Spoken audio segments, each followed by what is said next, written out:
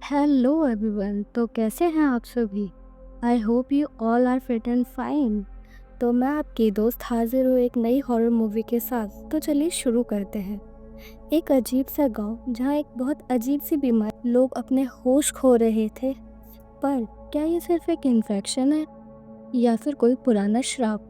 तो हमें मूवी के स्टार्टिंग में हमें हमारे मेन लीड जोंग्यू को दिखाया जाता है, जो कि एक पुलिस ऑफिसर होता है। वह अपने परिवार वालों के साथ लंच कर रहा होता है, तभी उसके फ़ोन पे एक कॉल आती है और उससे बताया जाता है कि एक नया मर्डर केस आया है। तो वह अगले दिन मर्डर की लोकेशन पर अपने कलीग्स के साथ जांच पड़ताल करने के लिए जाते हैं, जहाँ पे वह किलर को एक अजीब सी हालत में देखते हैं। किलर साइड में बैठा होता है, जिसकी पूरी बॉडी पे इन्फेक्शन फैल रहा होता है। किलर देखने में बहुत ही ज़्यादा डरावना लग रहा होता है। जोंग्यू घर के अंदर जाता है और वह डेड बॉडीज को बंधे हुए देखता है। जब भी जोंग्यू का एक कलीग बोलता है कि सर, ऐसा लग रहा है कि मर्डर कहीं और हुआ है और बॉडीज को लाया यहाँ पे गया है। तो अगले सीन में हमें जोंग्यू को मर्डर की असल लोकेशन पर देखते हैं, जहाँ मर्डर हुआ था। वहाँ सब कुछ बहुत अजीब सा था। ऐसा लग रहा था किसी ने काला जादू किया हो उस जगह पे। मरे हुए जानवर और खोपड़ी थे उस जगह पर। जंगल के नज़दीक एक आदमी का एनकाउंटर होता है, एक जंगली इंसान से, जो देखने में इंसान तो बिल्कुल नहीं लग रहा था। मानो ऐसा लग रहा था जैसे कि वो एक डीमन या फिर कोई घोस्ट है।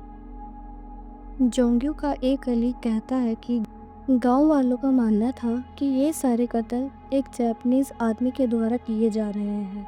पर जोंग्यू को उनकी बातों पर यकीन नहीं होता और वह कहता है कि वह भी हमारी तरह एक आम इंसान है। फिर एक दिन एक और फैमिली का मर्डर होता है। पूरा घर जल चुका होता है। तभी जोंग्यो को वहाँ पर एक सफ़ेद कपड़ों वाली लड़की दिखाई देती है। वह लड़की बोलती है कि जापानीज आदमी असल में एक भूत है और अब उसका अगला शिकार तुम और तुम्हारी फैमिली हो। उसी रात जोंग्यो अपने सपने में जापानीज आदमी को, एक जानवर को, बहुत बुरी तरीके से खाते हुए देखता है। और फिर वह जापानीज आदमी अचानक से जोंग्यू पर हमला कर देता है, जिससे उसकी आँख खुल जाती है और वह बहुत घबरा जाता है और वह बहुत डर जाता है।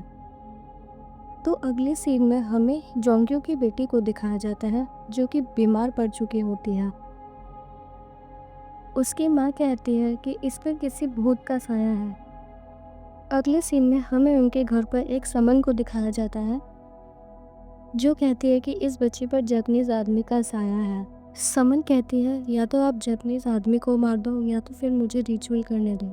तो एक तरफ समन रिचुअल कर रही होती है और दूसरी तरफ हमें जापानीज आदमी को रिचुअल करते हुए दिखाया जाता है। जोंग्यू की बेटी को बहुत ज़्यादा दर्द हो रहा होता है, तो दूसरी तरफ हम देखते हैं कि जापानीज आदमी को भी सेम जगह पे दर्द हो रहा होता है। पर जोंग्यू से अपनी बेटी को दर्द में नहीं देखा जाता है, तो वह रिचुअल को बंद करवा देता है।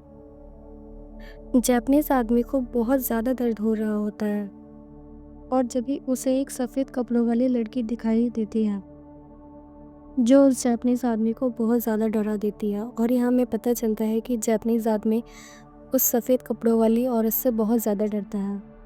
फिर जोंग्यू और उसके लोग उसके घर में चले जाते हैं।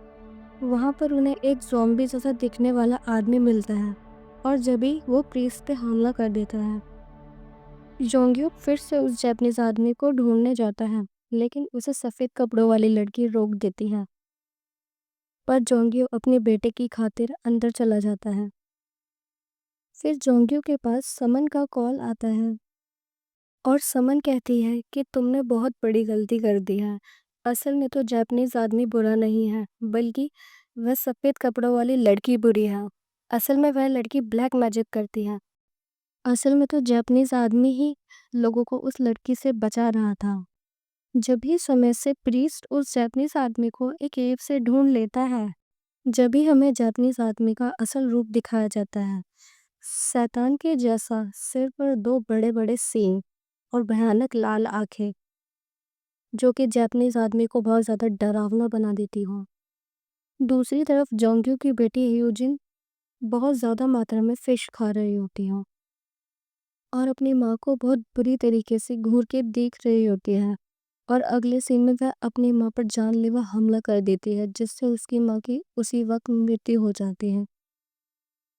जोंग्यू दर्द भरी आंखों से अपनी बेटी को पुकारता है, ह्यूजिन। लेकिन अब सब कुछ खत्म हो चुका होता है।